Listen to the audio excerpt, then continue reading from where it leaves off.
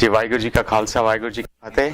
Thank you very much again for coming, taking time out of your busy schedules, and this shows that there is something driving you to know more about the deeper reality which is in the universe and in Gurbani, and I appreciate that. And I think last time we followed a format where a lot of question answers, so let's maybe limit this time. Let me present the whole picture. I could not present the whole picture. A lot of questions were coming ahead of time. So hopefully this time I brought this piece of paper. Anybody has a question, please write it down. I will try to finish my presentation within an hour. And after an hour, let's go spend 45 minutes or whatever time it takes for the questions.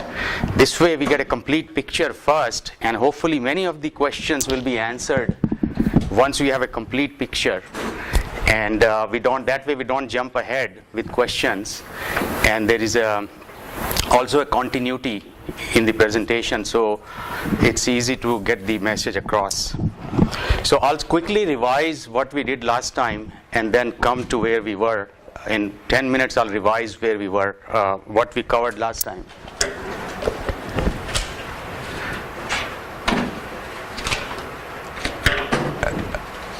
So basically we looked at the current state of the art about the creation in science, the Big Bang model, that the universe started at time t is equal to 0 with a Big Bang from nothing. And one gentleman pointed out there's an assumption that the net energy of the universe is 0. That means it started from nothing at all. So there are many problems with that model, which we looked at last time. There are several of these problems. First of all, you can't create anything from nothing. That violates the fundamental law of energy and mass. It's a basic violation of you can't do science like that. Producing something from nothing. It's completely off by science.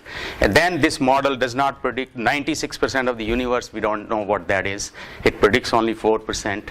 So there are a lot of other reasons, singularities and multiple universes, all those things which are not credible or provable. So essentially, only 2/3 of the mainstream scientists vouch for this model. There are 1/3 of the scientists who don't agree with this. So that's where science is. And then we looked at some of what scientists say. And then we come to Guru Nanak, and basically we all realize that Guru Nanak is saying aap pe jaane aap, and he's quiet on saying that how it all happened, although there are a lot of interpretations that first he created himself, then he created the universe. There are a lot of interpretation, but bottom line, aap pe jaane aap has been said many times in Gurbani.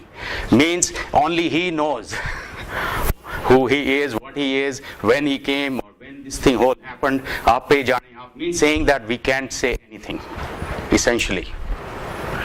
And that's what science is saying. Science says time t is equal to 0 is a singularity. We can't say anything. What happened, where it all came from. So they're consistent. Both messages are very consistent. But as you heard, there are many interpretations, both on science side and on religion side, that it was first creator was there, he created with a miracle, and it all came. There are a lot of stories. But bottom line message from both science is that, and Gurbani is that aap pe jaane aap means it's unknown. Then there are a lot of questions on spirituality, about God, what is reality, fate, destiny. All those questions have to be answered by an understanding of both science and Gurbani, and that's what we'll try to do. We looked into that, what Guru Nanak said about Ek Onkar, which is consciousness in the universe, and what Einstein said, science without religion is lame, religion without science is blind. So you have to merge the two to know the total reality. Neither science is complete, nor Gurbani's interpretations are complete. Gurbani is complete, but the interpretations, because it's missing the link from matter to how do we go from physical universe to the actual spiritual universe. That link is made by science. So when you combine the two... Can you explain that, please? Okay. Now spirituality is purely about spirit. Means there is a consciousness or non-material reality in the universe, and it does not explain gravity and matter. What is matter made of? We have to go to science. There's atoms, electrons, particles, and how that converts into energy, and then how does the energy links into a non-manifested reality. It's a continuum where spirituality covers the end part, the science covers the matter part. So there is a link that has to be established. So what I present, and in fact I'm going to present a paper also at a conference, it's a universal model of matter, mind and consciousness all in one, and how it extrapolates to the ultimate non-manifested reality, which is spirituality. So, talking about Gurbani, right? Focusing totally on Gurbani. Gurbani talks about the journey of the soul, right? From darkness to light. Bantu jot sarup hai apna mool pechan. Darkness is ignorance. Correct. Darkness is also getting engaged with Maya, which is everything that takes, my voice is loud enough, takes you away from your true path, right? Correct. So it's a journey from Maya to what you call the non-manifested reality. Correct. Right? I do agree with you that the atoms and the neurons and all of those things are not described. So I just wanted to make that point, that Gurbani does talk about the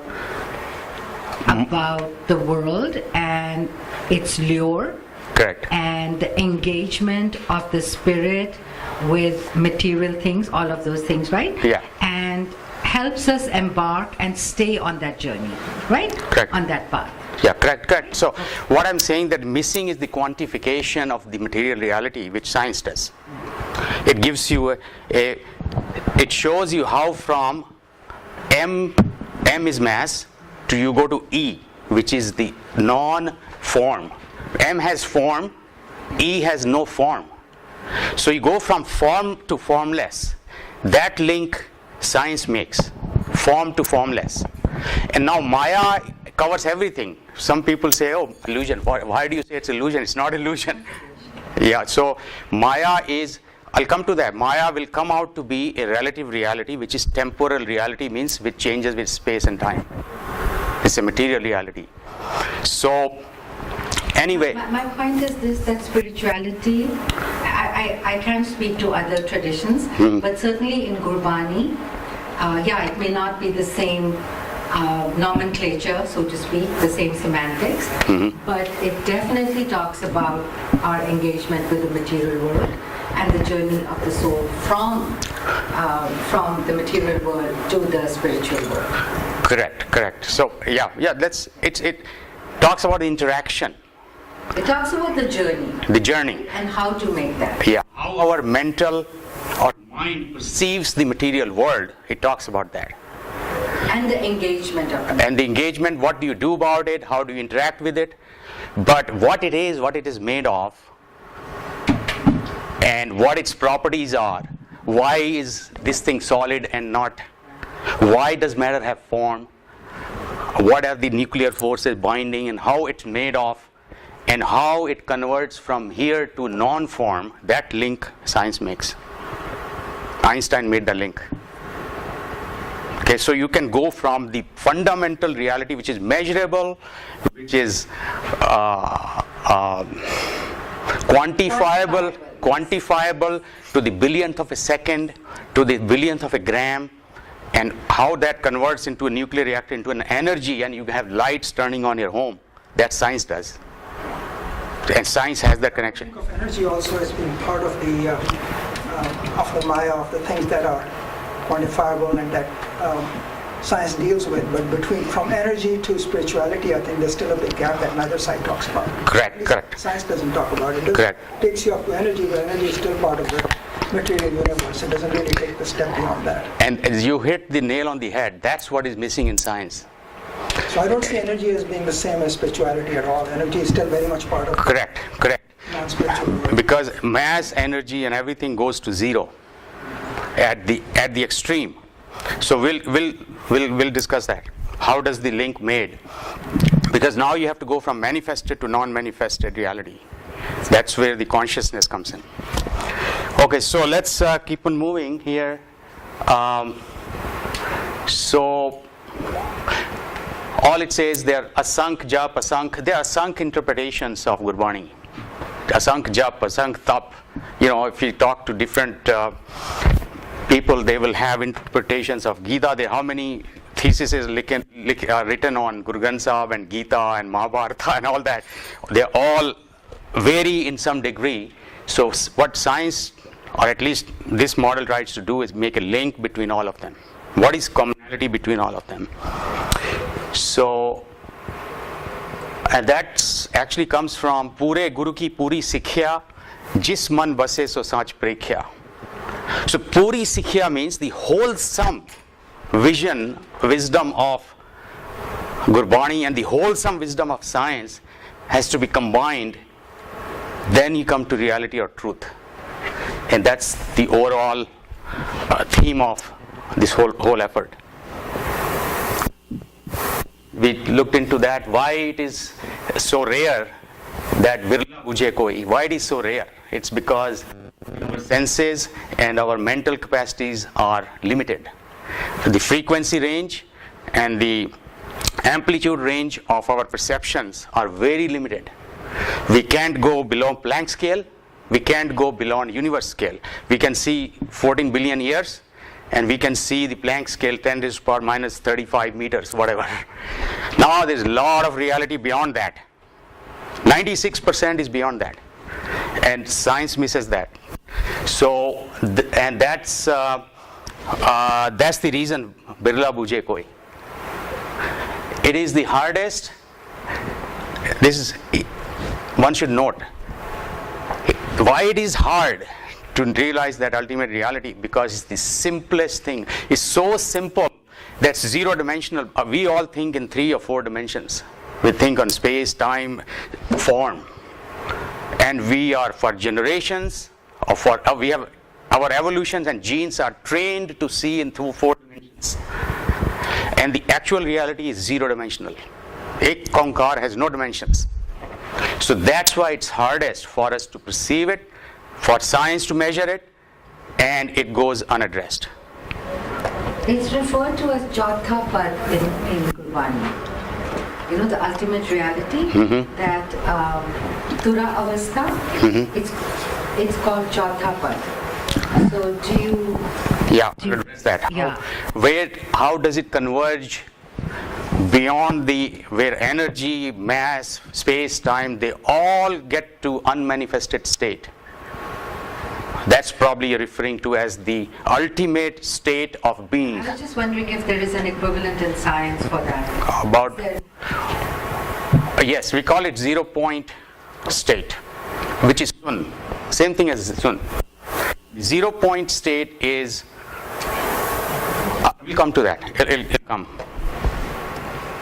What I find very disturbing in your thesis is that nowhere you have talked about the Karta Purkh. Why that mission? Is it intentional? Nowhere. I have read very carefully your paper, and also your paper submitted to the Sikh Foundation in 2006. Yeah. I'm in touch with Yes, so it's referred to as, you will see, Karta Purkh, you can refer as universal consciousness. But why The Supreme Soul. Whenever you talk of Mool Mantra, you always cut out Karta Purkh. It's not intentional, but what I'm saying, it's referred, it will come to... No, do you mean to say that we need another version of Mool Mantra in Gurbani? No. Are you suggesting that? No. Then why this total avoidance of term Karta Purukh in your entire writing? I'm writing science papers. Okay. So. That's no explanation. That's no explanation. But I'm not denying it's a Karta Purukh.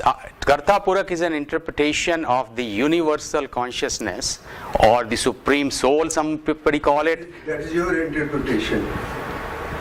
Why? See, there are so many hymns on creation.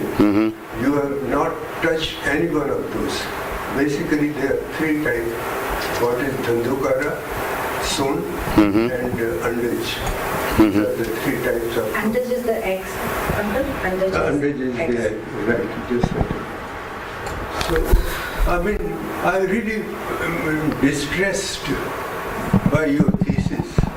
When you say that God is a sort of non-doer, a whole lot of those things you have said.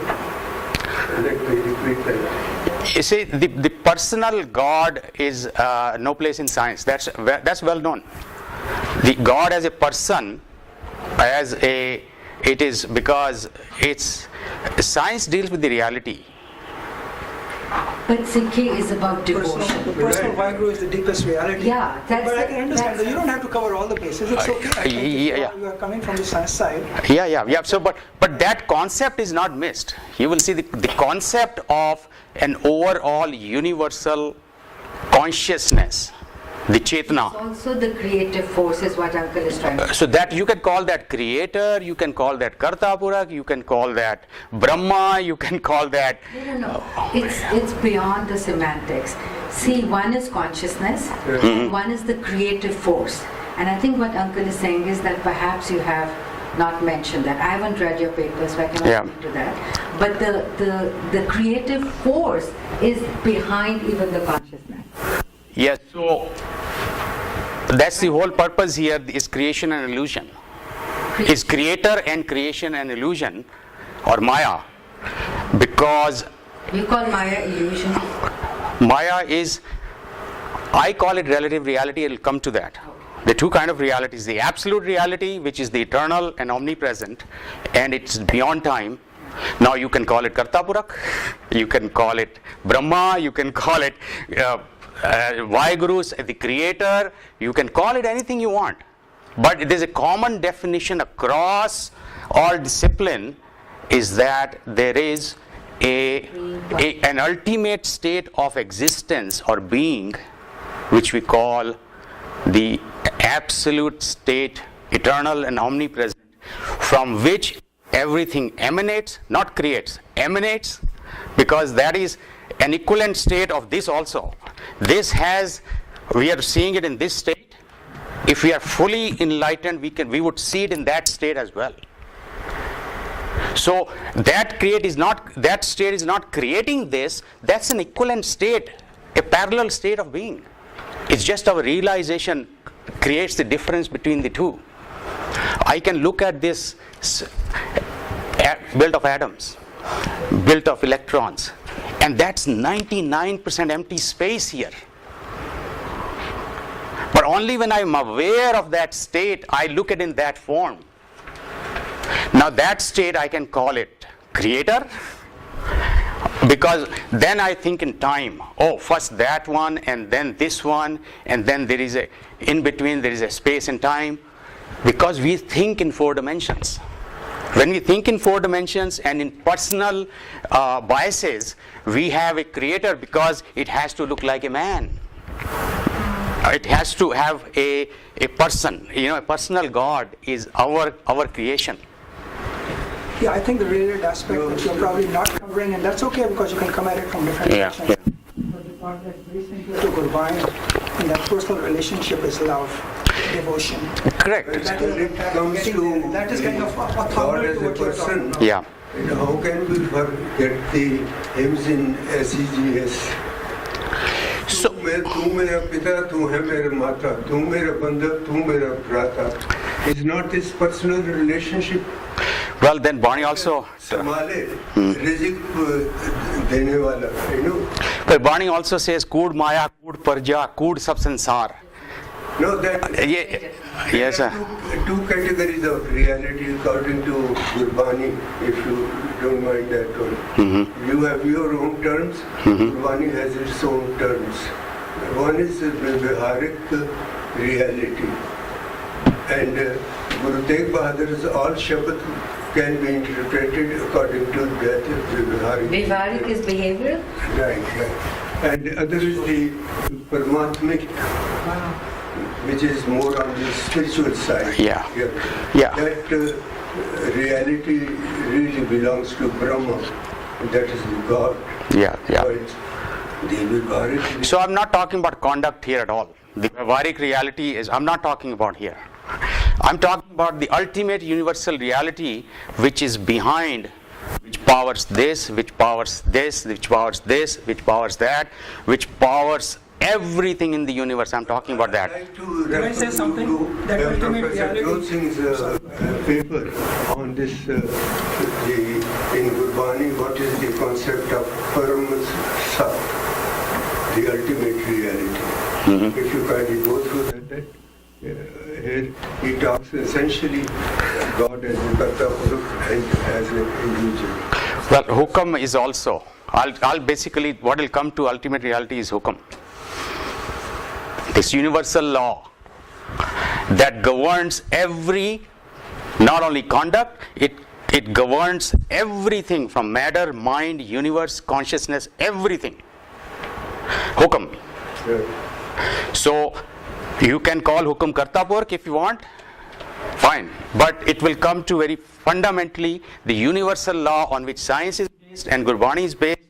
That's where the two combine. The Hukum.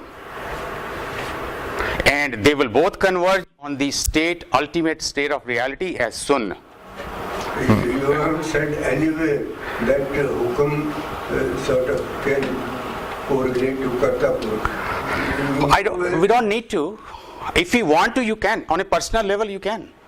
What I'm saying that in order to explain all the universe in material, mind, and consciousness, you don't need to bring in a personal person controlling all this. It falls out of the laws of the universe, which is Hukam. Can I make a comment? Yeah. Vaigu is infinite and there are many different dimensions to him. You know, like Nanak karte ke kete ways. So there are different ways to look at it, and all of them will be incomplete because we are human, we can never cover it. Gurbani covers it completely from the spiritual point of view. You are trying to approach it from science, and almost by definition it's going to be somewhat limited because you're looking at it from that perspective. And that's okay if what you're looking from the point that you're looking at makes some kind of sense, it's still worth listening to. But he's obviously not covering everything that's in Gurbani. And to me, the most important part of Gurbani is that personal path of how we actually realize the truth and how we get in touch with it. For which the personal side and the devotion. Yes, so this doesn't negate that. But if you aren't covering that, that's okay. Yeah, this will cover in a universal basis even of that path which you follow when you're on a personal level, if you're meditating and realizing that ultimate reality. What is going through your mind, the processes, what is governing those processes, and when you reach that stage, what is that stage? Is that quantifiable, scientifically definable as a unique state? It covers all that. Now, as a person, you can go and get enlightened and achieve that state without bypassing all that explanation. But what I'm saying that we are violently agreeing. That's all I'm saying. It is no different. It's just a matter of the way we look at it. Our personal way of looking at it, a Buddhist way is different, Sikh way is different, Christ way is different, Muslim way is different. On personal level. On personal level, actually, I would say that within one religion, each person has a different level. Each person have their own way of finding the right way. Somebody can get it by doing this or that or that. Somebody does it by seva, somebody by bhakti, somebody by gyan, bhakti, karam. There's so many approaches. And all of them have variations. So what I'm trying to describe here in a quantifiable way, what is going behind the scene in all those pursuits, which is common, scientifically common and universal.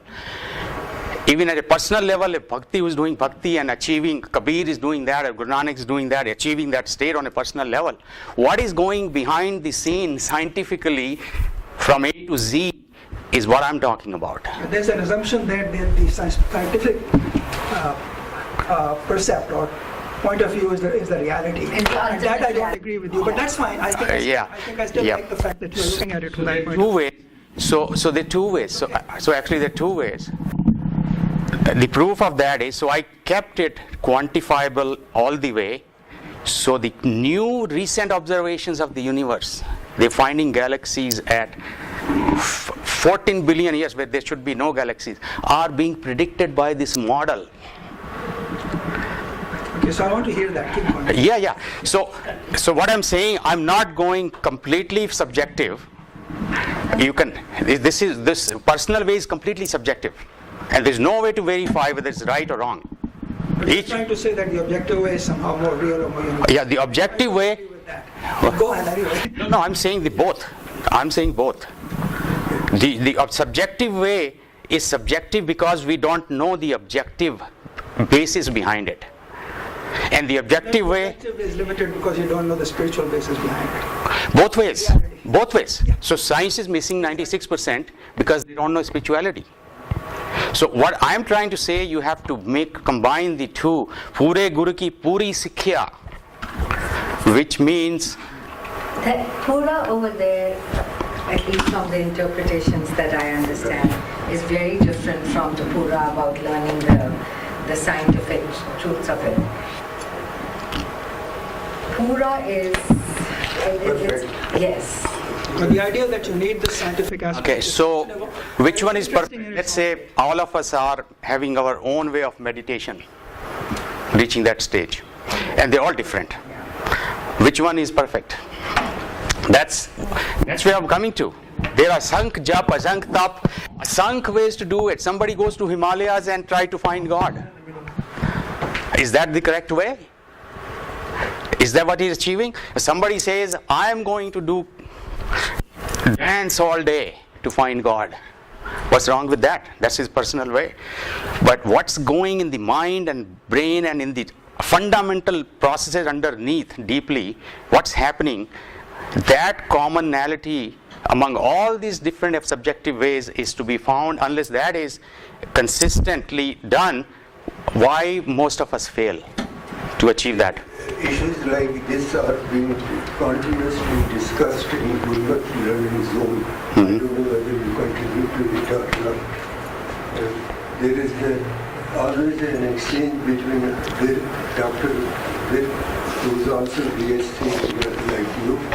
Actually, he asked me to write these papers. I sent it to him, and that book I showed you. Yeah.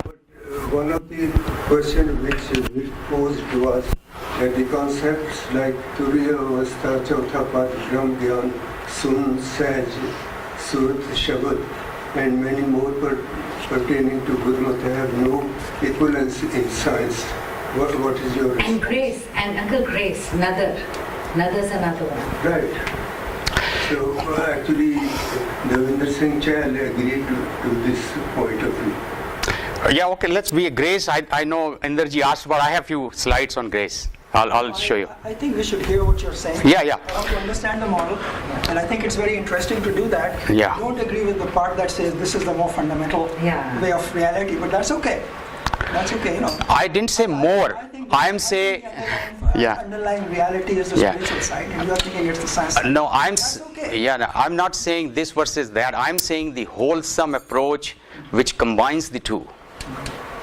I'm not saying one is not sufficient. I mean, this whole effort is because science is only 4% I fine. find your talk very, very, very fascinating, except when we try to put scientific slant on quotations like Pure Gur ki Puri Sikh. I mean, that has a completely different meaning as I understand it. So it's totally fascinating. So please move on. Yeah, but my understanding is that unless I'm coming from science point of view. Unless I have teachings of Guru Nanak into science, my Sikhya is not puri. Yeah, But that's the perhaps- Science is incomplete. That part I don't agree with Yeah. because I think the Guru's teachings are perfect and complete at a spiritual level. But I personally love science and I have a science background. Yeah. And I think it's fascinating. So please Yeah, proceed. it is fascinating. I just don't agree with some of those statements. But Yeah, that's fine. You don't have to agree. I mean, this is my finding. You don't have to agree with it. So, That's okay.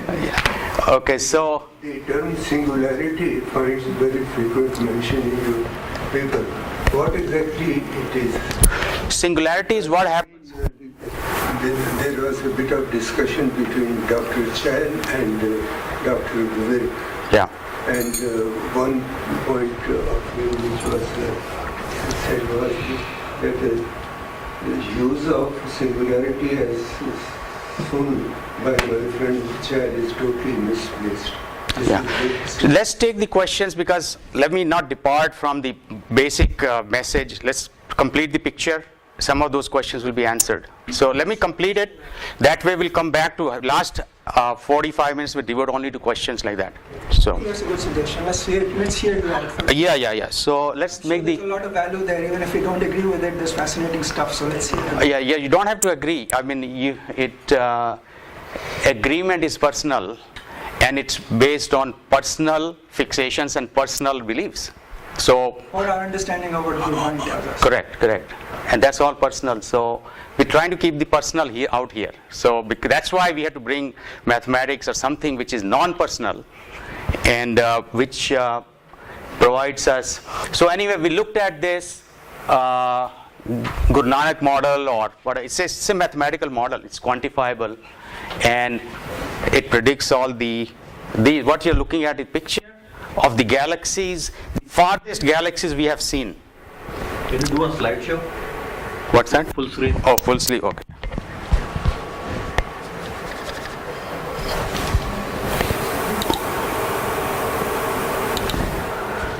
Okay, so these are, let's forget about these are variables where how they measure it. The distance versus the velocities at which these galaxies are moving, universe is expanding. So these are all the various galaxies we have seen. This is the Hubble. You have heard of the Hubble telescope? The Hubble observed all these ones. These are close by. Now they have biggest telescope all the way far. These are up to 4 or 5 billion years, light years away. And you see, this is the current science. It does not know why the universe is expanding. This is expansion of the universe faster than this. So this is current science. And this is the what I call gravity nullification model or the Gurnank model. It predicts. What do you mean by expansion of universe? You finding more new stuff is not expansion, correct? Like No. Expansion is velocity. What they do, they measure how fast those galaxies are moving away from Earth when we measure them. So that's expansion velocity. expansion. That's why they assume it's dark energy that's doing it. Correct. Because we don't know. Yeah, dark means we don't know. So they cannot explain why the universe is expanding faster than what we can predict by science. Okay, so, but anyway, I want to show the strength of the model. It predicts that expansion.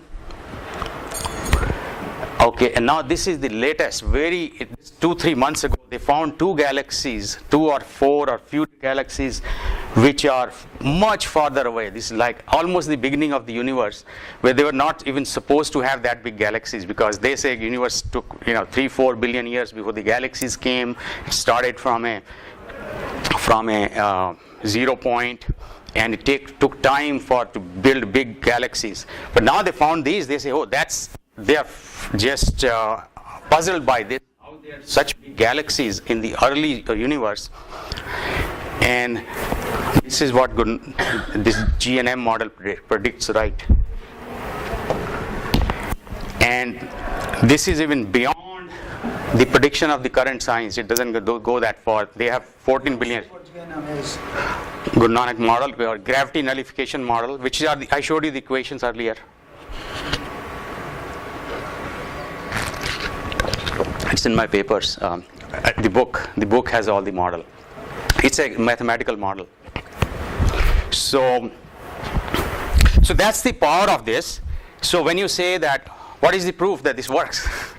I would say this is the proof. Not only that, I went through quantum mechanics and relativity, have lot of inconsistencies. Two major theories, I think Sarji mentioned the other day. There are two major theories in physics, quantum mechanics and relativity. They don't agree with each other. The big differences between the two. This resolves the differences. Now, mainstream has to still digest it. They still have to, because this goes into non-measurable domain, and they say, oh, unless we can measure it, we're not going to believe anything. Do it in the lab. So it's not there yet. But as a theory, you can understand. So another reason to understand, I think Gurbani in a way gives us a clue. Jo Brahmande soi pinde. Pinde to me means body and mind. If we want to understand our body and mind in a universal way, then I need to understand Brahmand, means universe. I mean, this is clearly said. What is inside your body is a universe. It is acting in the same way as the universe. So to understand the processes of body and mind, we would understand better if we understand how the universe is behaving. Now this amazing that this vikas or vigse is expansion, and that's the fundamental reality of the universe. And of the mind. And of the mind. So there's so many, I will give you several commonalities. I'll go through this. It's not just one coincidence. Okay. So anyway, I talked about this. Guru Nanak model eliminates many of the deficiencies of the scientific model, and hukam. This is where we're coming to. Ultimately, what it comes to, that the universal laws that determine the physics of mass, energy, space and time also governs the physics of the mind. Every time we have a thought, we can't have a thought without E is equal to mc square. The thought energy which we are producing, let's say if I sit here and I'm started walking, this is energy. Where did it come from? Where did this energy come from? Hello, Sat Sri Akal. Is it a miracle? I lift this. Where did this energy come from? E is equal to mc square is controlling every conduct, every thought and process, because our mind fires neurons,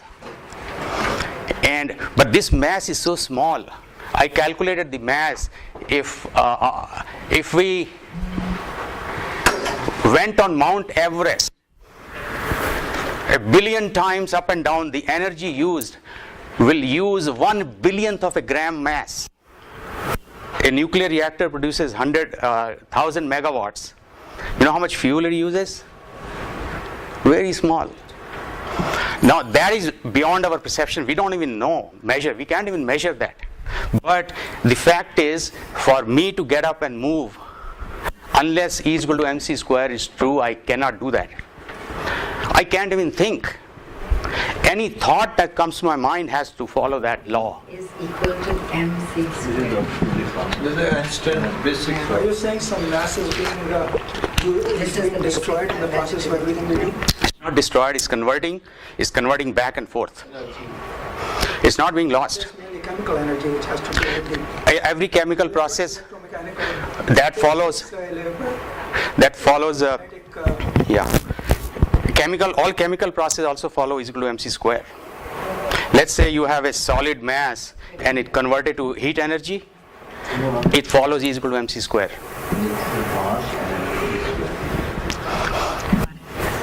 So That's why related to E is equal to MC square to Ek Onkar Satnam. Because that's what Guru Nanak is saying too. Ek Onkar means it's conserved. Ek, it's same thing. And that's the truth. So what he is saying, it's all one, means it's conserved. What is there is conserved, means it's all one. Science is saying law of conservation means whatever is there was there and will be there. Nothing is destroyed and nothing is created. Both are saying same thing. But we can convert on a personal level to 10 different ways. But fundamental level, it's essentially the same thing. And then I explained about, let's go to the figure we were on. We were at this one last time. So these are actual results of theory of relativity. You're seeing there, this is, you can call it velocity or distance, how far you are looking into the space in the universe, or velocity, because velocity is directly related to how far it is. The space is expanding. So that's what this axis is. This axis, what you're looking as the how fast the clock is running, time or distance. So it's actual mathematical calculations, and I have imposed on that what Guru Nanak is saying, and they are one-on-one. So karmi apo apni ke nede ke dur. What is karmi? Karmi is the way I interpret it, is state of mind. Even karam is determined by the intention. A doctor uses a knife to do surgery. A murderer uses a knife to commit murder. The processes, physical processes are same, cutting and blooding, blood comes out. But the intentions are different. The karams are different behind the two. It's the state of mind that determines the action, the quality of action. So karmi to me is a state of mind. And now this axis here, see I presented this is mass and here is energy. Purely E is equal to mc square. And then as you go to C, as velocity goes to C, it becomes discernible what that is, because it's all one uniform homogeneous state of being, sun. There's no matter there, no energy, no space, no time, frequency goes to zero, time goes to zero.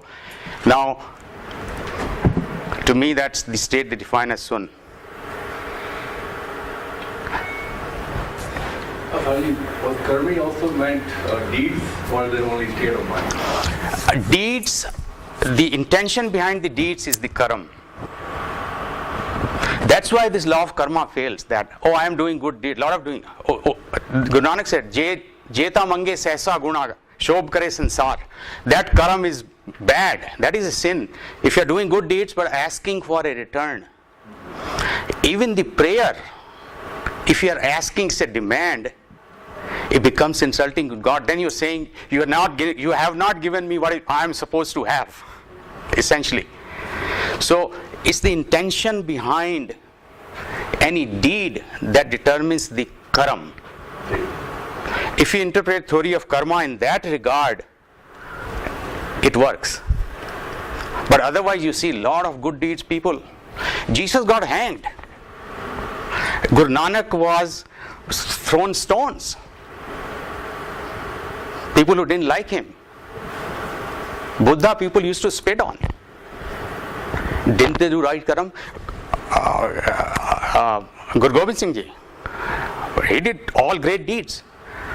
But look what was, they were shaheed hona pe sare. So is there an explanation that you can come up with for that? Yeah, because The intention was what? Skewed? Sant Sipahi, the state of Sant is in this state. Jesus, I'm giving example of obvious example.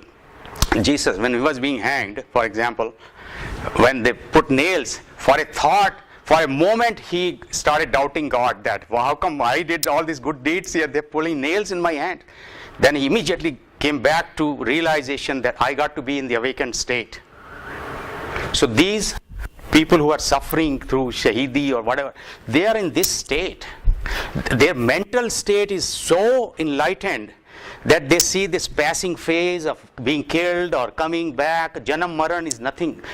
They are not believing in creation or creator. They are basically saying that state of being, they are not feeling the pain. Right. My question was slightly different. Since Karam, and I get why you're saying that it's intention, it makes sense. So, Karmi aave kapda, nadri mokh dua, right? The two go together, that's one. And the second is, when you look at the intention behind the actions of the sages, right? The intention is pure. And then how do you interpret? It's not their state of mind that I'm questioning. We know that that's perfect, that's zero, right? It's pure bliss. Yeah. But is there a scientific explanation to why that goodness leads to those kind of consequences? The consequences are in the material world, in space and time. Right. Those physical But consequences. even the intention is in the physical world, right? Whatever they are doing. No, intention is coming, if the intention is originating from a state of the full enlightened state. But it's operating in the material world. It's operating in the material world, but the intention of a doctor and a murderer are different. Sure. Then how come that the doctor or the sage or whoever has consequences that are so dark? The material world is random. It's full of paradoxes. Why is science full of all those paradoxes?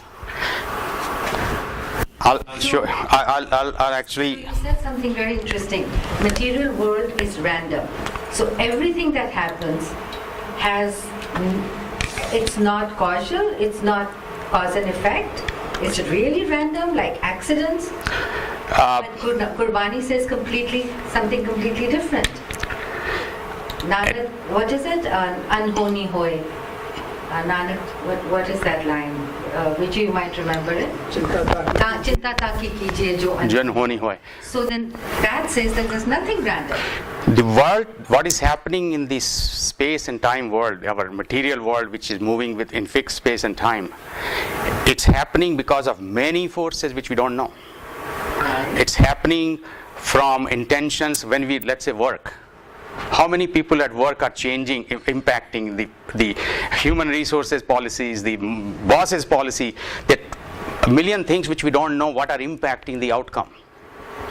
So it's not random, but that causal and effectal, we don't know all those cause and effects where they're coming from. There's no way to know. Predicting weather. One example.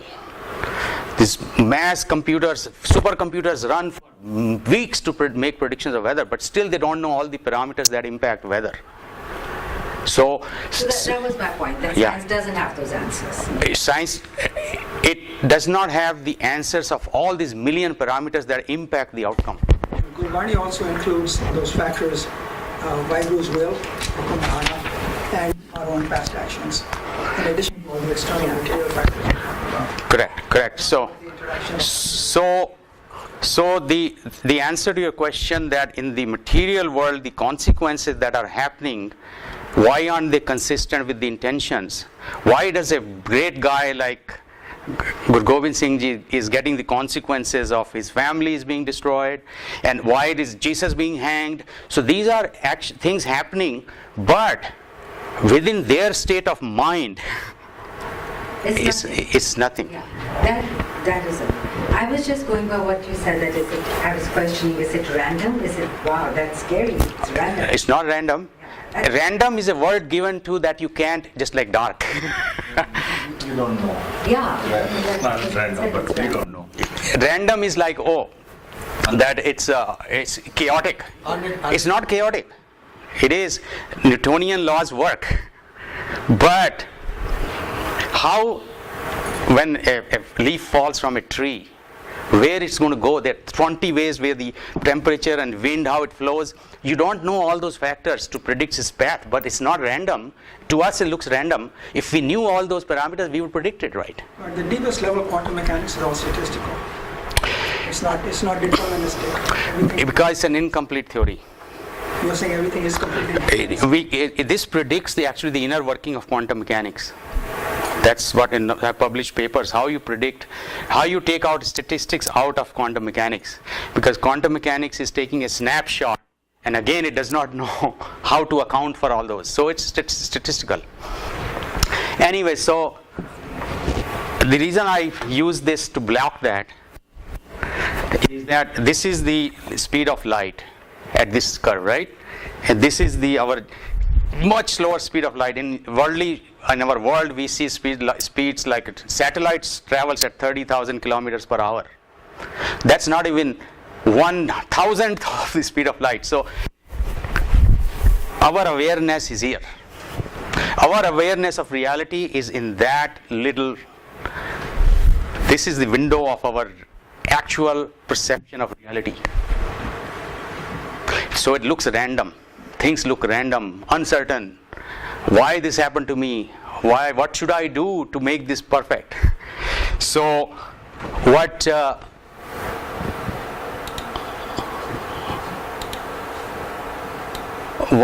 Gurumukh or Bani does, it takes you from there to there.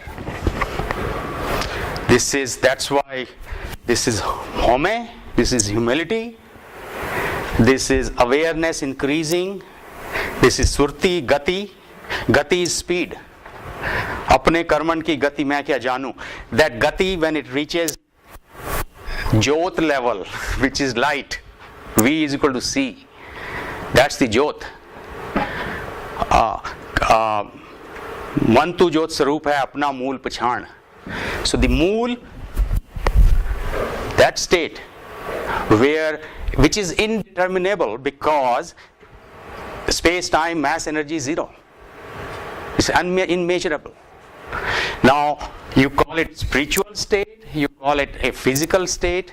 It's hard to use your own word. You call it Kartapur, you call it whatever you want to call it. Sun, Brahm, whatever you call it. It's a state, it's a physical state predictable by science. And what I'm calling, that's the state, they're pointing to the state of full awareness. It's eternal and omnipresent state. All one, homogeneous state. Kaun pale, kaun bande. Janam maran, no, none does not exist. Because there's no time. So what I'm saying, it's not coincidental that these things match. Internally, when they realize that state of being, when they realized it either subjective way or via scientific way, they are converging of the same state. Genuine science is genuine spirituality. Wholesome science and wholesome spirituality is one. They're not two things. So, let's see.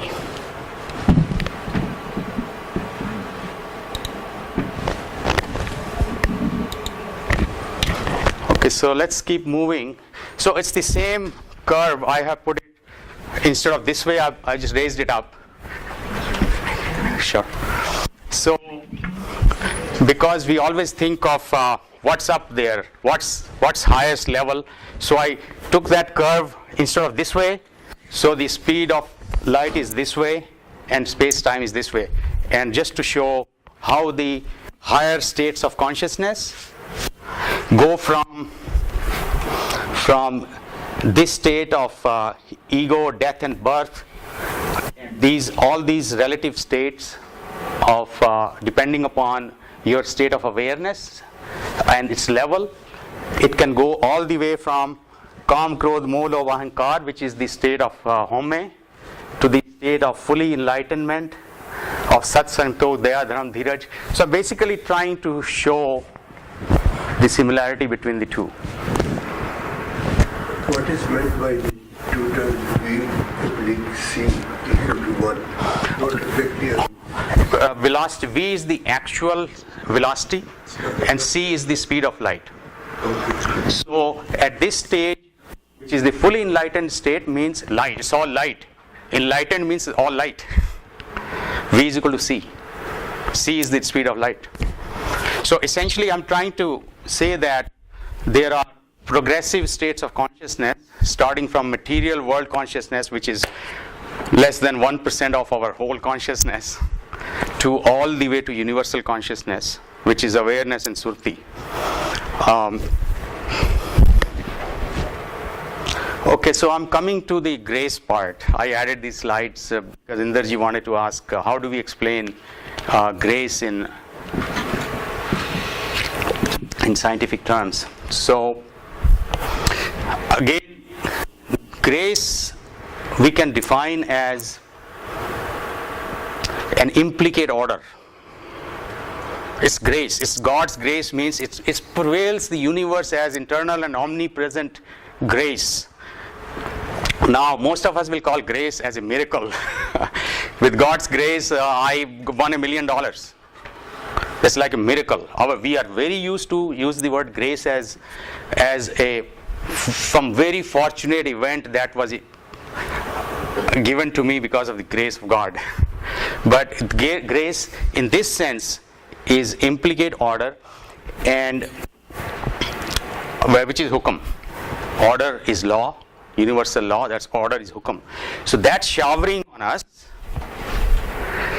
and what we have, the way we perceive that, we are not aligned to it. The grace is showering but not falling, filling us up, because we are manmukh, not gurmukh.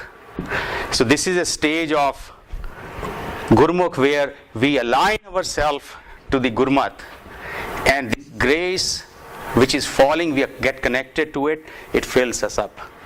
That's this stage here. Can you explain what you mean by implicate order? Implicate order is universal laws which are implicate, eternal, and implicate means eternal and omnipresent, but not manifested in matter form. It's an implicate means you can't see it, you can't touch it, but it's eternal and omnipresent. So there are three basics of the Gurmat philosophy, and they are basically faith, prayer, and grace. You try to explain the grace part. Yeah, hukum is grace to me. Is it possible to say something from scientific point of view, faith and prayer? Yes. Yes, there's a whole topic you can discuss. Faith, just as in ironic, last night we were in discussion about faith and belief. Faith and belief are exactly opposite. Faith is always in something unknown. We have faith in something benevolent, out there, but we don't know what that is. Faith means we don't know, but we are hopeful that we will find it. It's a positive. Faith, a seeker has a faith. Belief is blind. When the seeker says that I know what that is because somebody told me and I'm going to believe in it, it becomes a blind belief. Then it stops you seeking. It stops right there. You don't want to seek anymore because now you have lost faith, because your mind thinks you have found it, and this is what that is, although it's not real.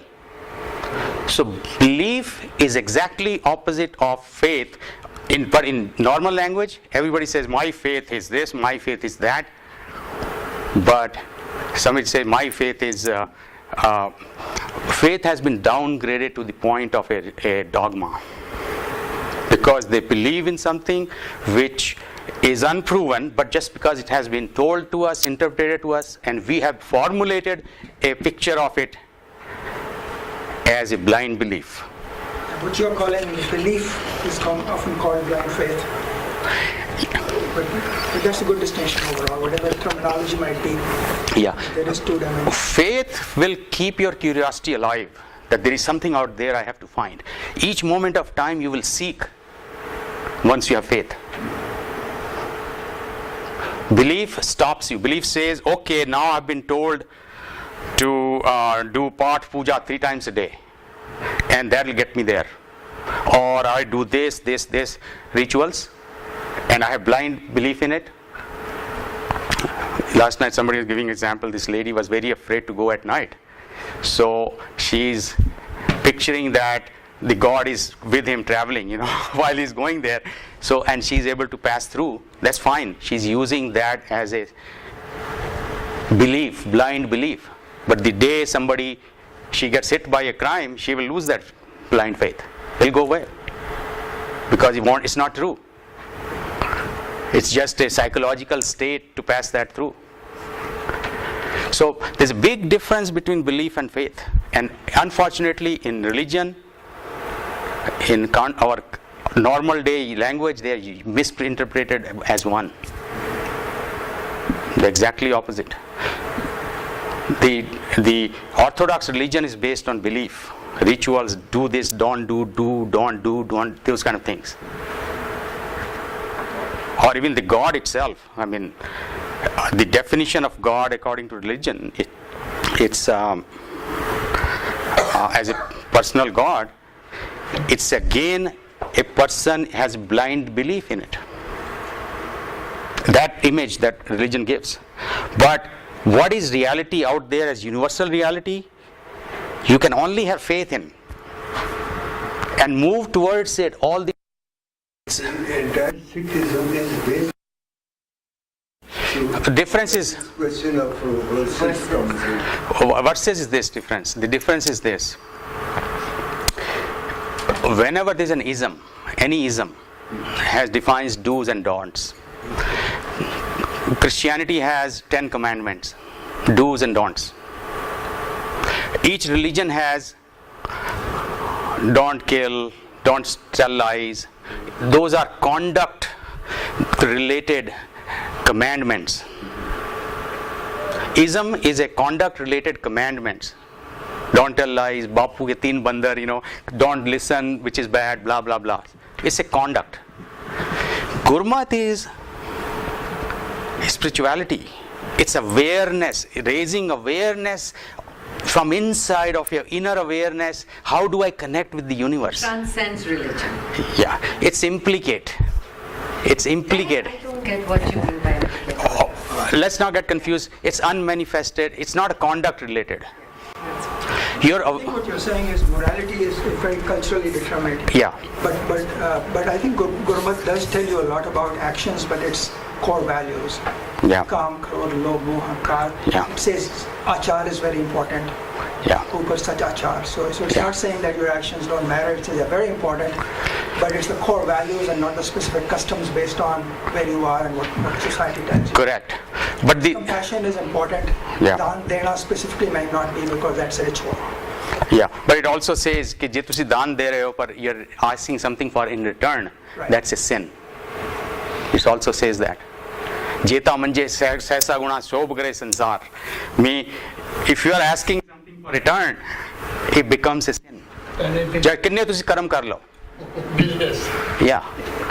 So what I'm saying that the grace is already showering. The fact that the cosmos, the universe is moving according to well-defined laws. There's an order. And it's telling us, if you are aligned with this order, taking all your fixations away, taking what you have been told, or taking your beliefs, take your personal beliefs out of it, connect to the grace, you will be blessed. I think that's what the message is from both science and Gurbani, that it's not the conduct, it's the state of your man jeete jagjeet. Its whole emphasis is on man. Man jeete jagjeet means once you understood the mind, the processes of mind, and then jo brahmande so hi pinde, it connects you now. How do you jito your man? It says understand the universe. It's telling you, and that's what is that hukam. I think what's in your mind doesn't translate into actions also. think then it's empty, then it's just philosophy. So I think conduct is very important as long as it's in tune with the core spiritual values. But the message there is Dismissing conduct and saying it's only what's in your mind. no, not missing. You have to be in sync. Once you are Sant, you will be a Sipahi. Yeah, there have to be Yes, so alignment between your conduct. if your state of mind is in the right place, Sorry, once you are a son, you have to be a Sipahi. I think that concept was a pretty revolutionary one Yeah. Guru Gobind Singh put out. yeah, Because traditionally, the Sant and Sipahi were very different concepts. correct. So the concept of a spiritual warrior was actually a radical concept. Correct. But you cannot be a good Sipahi unless you are a Sant. That's where Sant comes first. Because a Sipahi can go random killings. Actually, you didn't have to wait to Guru Gobind Singh. Guru Nanak Same, tells yeah, you the same, same in different exactly. words. What I meant was that, yeah, of course. Yeah, but But one more thing, in terms of what Vichaar is saying, gun, inculcation of virtues, is very intrinsic to the spiritual path of Sikh. correct. Guna ka hove vasla, right? Everywhere it says gun, gun, gun, gun, gun. So, to his point, you cannot divorce gun from your growth, or they cannot be part. I really love. No, what but he- you have misunderstood. I am not divorcing them. I love You what misunderstood. you said. What I am saying, once your state of mind is correct, the conduct that will come out of it will automatically be the right conduct. No, You I- don't have to force a conduct on an enlightened person, because whatever that enlightened But person. that enlightenment is also a process. It just, it can happen in a second. It can happen by grace like this. But that also is a process. Yeah. So I love the difference that you have shown between Ism and Gurmat, the transcendental spirituality. But inculcation of virtues is part of that growth. Correct, that's correct. But those virtues, the mechanism behind that, the mental, how the mind works, is those virtues thapya na jaye kitta na hoye. You try to impose those virtues on a person who's mentally not in the state of enlightenment, that person will go crazy. But if It's- there is entitlement and there enlightenment, then there is no good or bad. I think it's an iterative process. Yeah. I think good actions actually lead you towards spiritual Yes. enlightenment. It's not that it's going to drive you away. If you are around people who have good actions, you see that That's your why parents the teach you to be good. importance That's of not going to Sangat. drive you in the wrong direction. That's going to take you towards the spiritual. Correct. They are not. They are interrelated. They are interrelated. All I'm saying that. But what Gurbani say, कि homme buje tadar suje.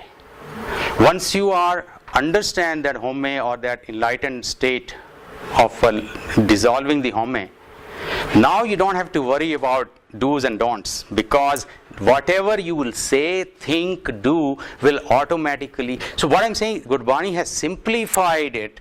Instead of imposing those things on conduct, it is trying to awaken, so that Awakening comes from gun, from inculcating gun. See, the concept of the ultimate reality is all about perfection, right? Yeah. All the gun, everything, all the goodness converging in that force, or in that, whatever you call it, Yeah. Pura, consciousness, whatever, right? And the soul has to remember that it's part of that, Yeah. and inculcate those. So it's not like we're putting the cart before the horse if we say, well, if you are humble or if you attain humility, you can't attain humility because the ego is a big barrier. Correct. You cannot.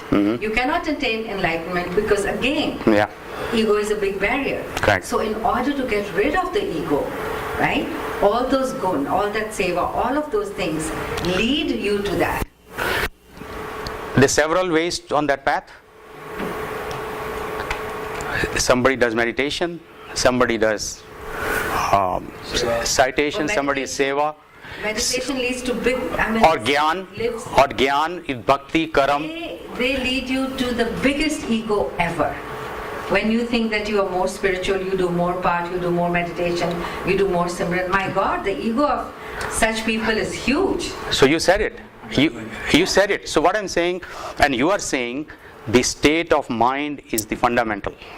But Guruji also says, Sacho Ure Sabko Upar Sachachar. There's all the philosophy and all the religious philosophy, spiritual philosophy. It's great, but even more important is how it's reflected in your actions in your life. So Sachachar he's putting it even higher than the philosophy. And that sentence at least. Correct. I think they're both kind of hand in hand. You can't ignore one or the other. All I'm saying that it's natural Sachachar if the state of mind is natural. It's natural. But it is also possible that you could impose conduct on not a state of truth. A lot of people do that. All of us do that. And we do the reverse also. We practice a lot of spiritual discipline, or their actions may not be good.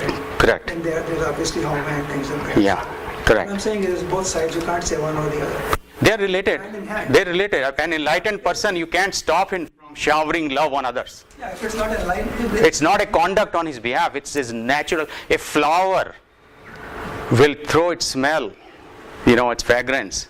It's natural for it. Same way an enlightened person will be naturally doing good achar. It's not a conduct for him in the sense that he's imposing do's and don'ts on him. That's the difference. And that's what is called Sahaj Avastha. The Sahaj means it comes naturally. So anyway, that's the grace and this the alignment with the implicate order. This is coming from the mathematical model. Okay, I'm plotted the results of. So basically, when in a mass state versus energy state, you see how this aligns. So it is what I'm saying. They are completely mathematically precise concepts in Gurbani and science. So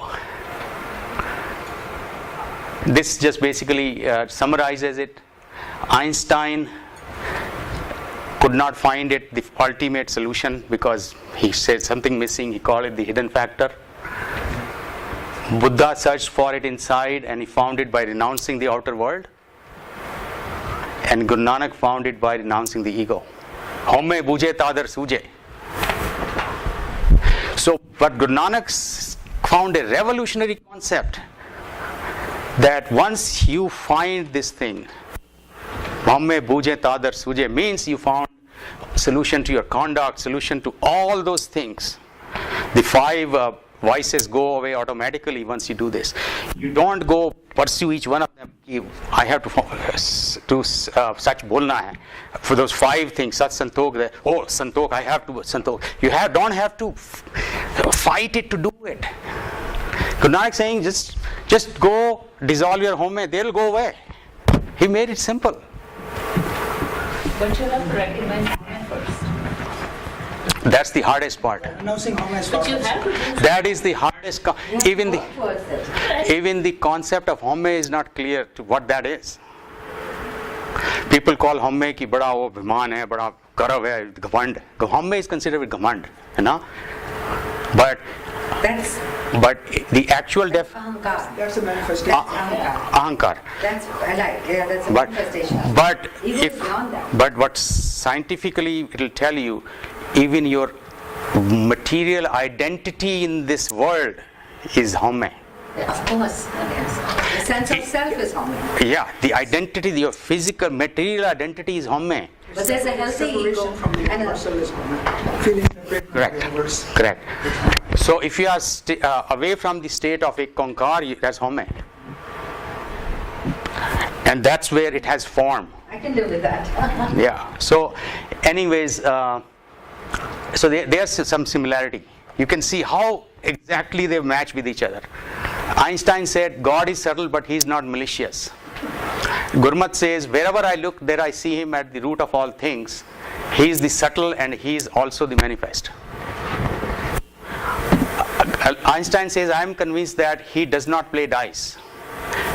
Following the path of being Gurmukh, man does not lead on the wrong way of uncertainty.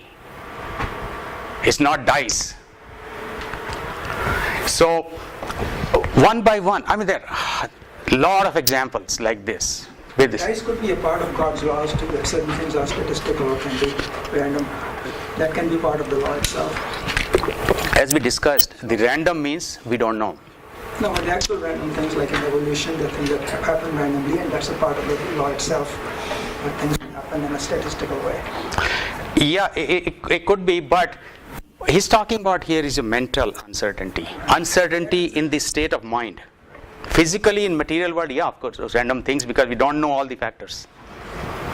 So, anyways, that's just to give you an idea. Then Maya thing, as you have a lot of thing about Mrig Trishna, Maya, or Kabir. The definition of temporal reality is a very good definition of it. Yeah.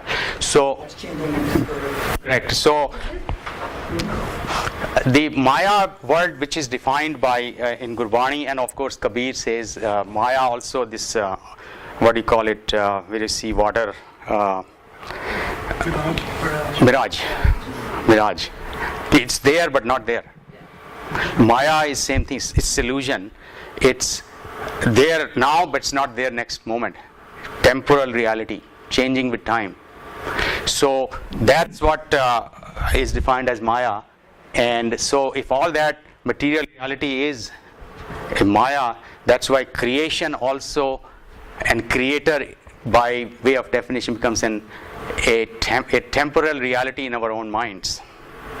Because it's there eternally and omnipresently. It can Aad Sach, Jugad Sach, Happy Sach, Hope So See Be Sach. Yeah, so there was never a moment of creation from nothing. There's no evidence of a creator who made the creator. It's all one. It's whatever there is it. You can call it creator, and it's one, ek onkar. That's the bottom line.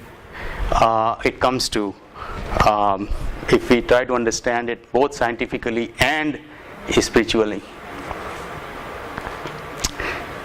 Again, there's some more examples. I'll just, in the interest of. So, ultimately, the hukum, it converges to hukum as the ultimate revelation of Guru Nanak. The universal law, and in the conduct on the personal level, Home buje tandar suje means once you realized it, man jeete jagjeet. It's all in the mind. It's all realizing Home and dissolving it. Jo Brahmande Soi Pinde and Hukum. It's the entire, explains the entire fundamental basis of universe and Gurbani. And when you merge that with science, science becomes complete. It explains quantum mechanics, how it works. It takes away statistics out of quantum mechanics. It takes away singularity from the at time t is equal to 0, because it predicts as a continuous universe. It was always there. It will always be there. There is no singularity. It's a continuum. So then I just wanted to point out all of these concepts of Sikhi can be understood in these light of Guru Nanak model or scientifically. And it's a revelation that we will find out how far we are, just like faith and belief. How far away our general common mainstream knowledge is from the true fundamental deep concepts. So today if somebody said, I'm just quoting somebody, that today if all the originators of these religions, let's say Nanak, Jesus, Krishna, Buddha, if they came out today and they looked at what's being done in their so-called isms, they will say, where is the message I wanted to give? Which is the fundamental message of awaken, awareness, and be awakened from in man jeete jagjeet. Conquer your mind. Surti, awareness. Everything else will be taken care of. That was their fundamental message. That's what I learned from this exercise. And I think I would have never come to learn that as a Sikh. That kind of understanding, that how powerful that is quantifiable precisely by mathematics. It's as precise as mathematics. And there is no if and but interpretations which are subjective to individual. If we understand in that way. So,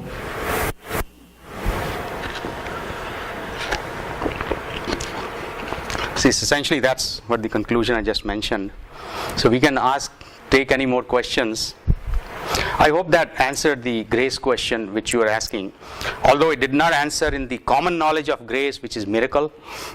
No, but it's beautiful, because grace is always it's showering on you. Always. It's always showering. It's just that we're not receiving it. We are not aligned to it. Yeah, we're not aligned. We're not receiving it. ਉਹ ਕਹਿੰਦੇ ਅਸੀਂ ਆਪਣੀ ਮਟਕੀ ਟੇਢੀ ਕੀਤੀ ਹੋਈ ਹੈ ਤਾਂ ਬਾਰਿਸ਼ ਹੋ ਰਹੀ ਹੈ ਤਾਂ ਪਾਣੀ ਨਾ ਪਏਗਾ ਵਿੱਚ. But I don't understand how it's in the implicate order. I don't get that.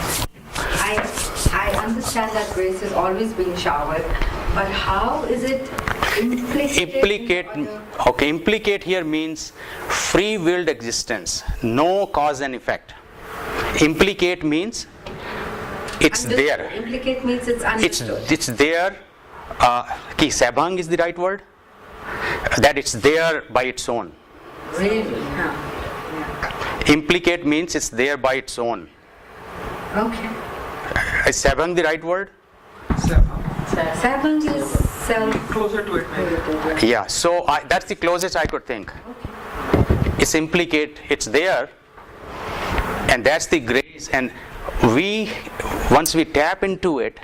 Yeah, I've always believed that grace is always there. Correct. It's not that you just have to realize. Yeah. So now somebody asked about prayer. I think there was a lot of debate one time. I had that one. Prayer is generally, we understand, it's a demand.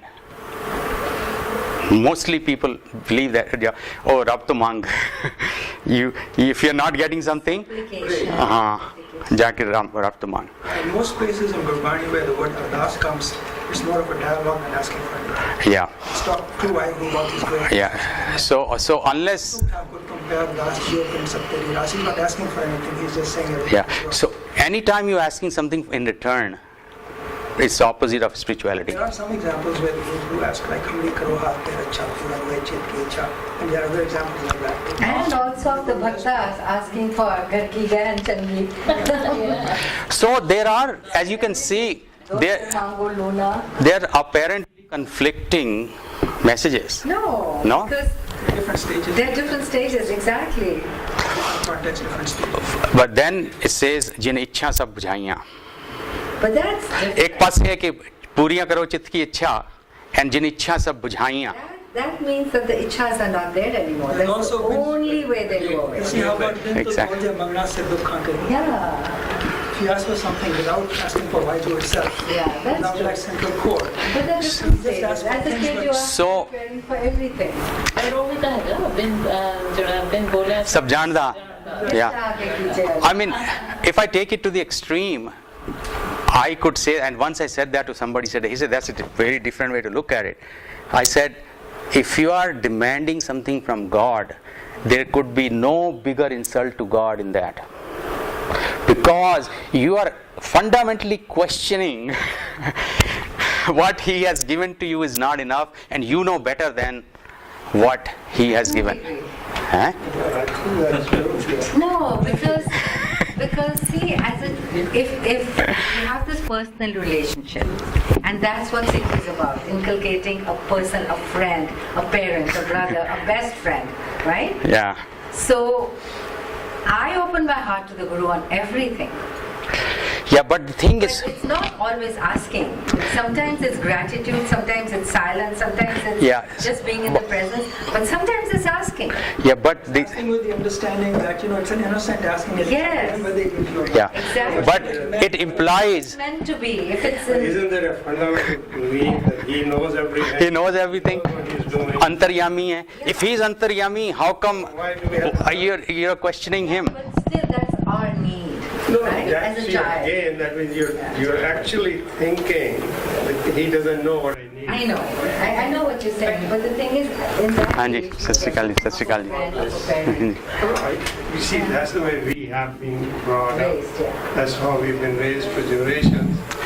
So, His point But of view is Gurbani very also different. says that. so what I'm saying that you will find, Ram, if the Bhagats can ask for dose and mangu luna and char pai that is gold and all of that. Yeah, Bhukhe Bhagata ki jai, ye mala So apne lijiye. there's a Yeah. contradiction in It's not contradiction, it's both. Things can he coexist. knows everything. The goal, Your parents he knows know. everything. Your parents know. They don't know everything. No, they know. They No, just they know the needs that they think we basic might needs. have. But the child still asks. So, Child should- that doesn't No, mean that's she's because saying I'm the smarter than parents you. don't know everything what child wants. So they know. But we believe that God knows everything that everybody needs. but it also says that you're being childish. Because, you as a, But it also says that being a child is beautiful. We have to be. the child, Both they far away. childish Again, it's versus the innocence are two different things. Yeah, but Bal both with the awareness of a child, right? So the child will ask. I don't find these things contradictory. I think they're coexisting. Apparent They're not apparent mutually contradictions. exclusive. Yeah. No, when you talk about a child and his brain, like all your talk is more about mind and enlightenment and stuff like that. Yeah. You reach that stage. When the child is born, what is the stage? Is that enlightened stage or he get corrupted over the time? Now, Gurbani seems to say that in the womb you're totally enlightened. As you come out, you get corrupted. I don't know. You come out, then you get corrupted. Literally, you have to take that. Yeah, You are native when you are in the... in all religions. That's It- exactly. live that. They जब तू अंदर है तो तेरा मुंह And बंद they है। live with I don't हाँ, Yeah. Yeah, even in Christianity, same thing. Jesus says, be a child if you want to realize the truth, be a child. As innocent as a child. At that time you don't have any home or ego or any shit. Yeah. And So, thank you very much. oh, you're welcome. So, anyways, this is a different way of thinking. So, I don't expect that It's very, very, if, very A little interesting. different mindset to No, it's start yeah, thinking this yeah. way. No, but Yeah, it's actually very it's very interesting. enlightening, Very very interesting. fascinating. Very fascinating. I agree. You have Very this in the book? no, book is, wrote as a thesis, it's a mathematical. I wrote that for the science world, that this is how you can resolve the problems of You science. have this thing in the book? No, but I'm writing another one. Put it in. I'm writing another one, the English book. The English book. Actually paper is pretty good. Okay. This paper. It's actually the same, exactly the same. It's all written there. If you So- can pass on to us, we'll read it. I have sent, I think it's sent in this. Yeah, Sent. it was in the email. Oh, The paper was already sent after. Yeah, it was sent. Okay, ji. Thank you very much.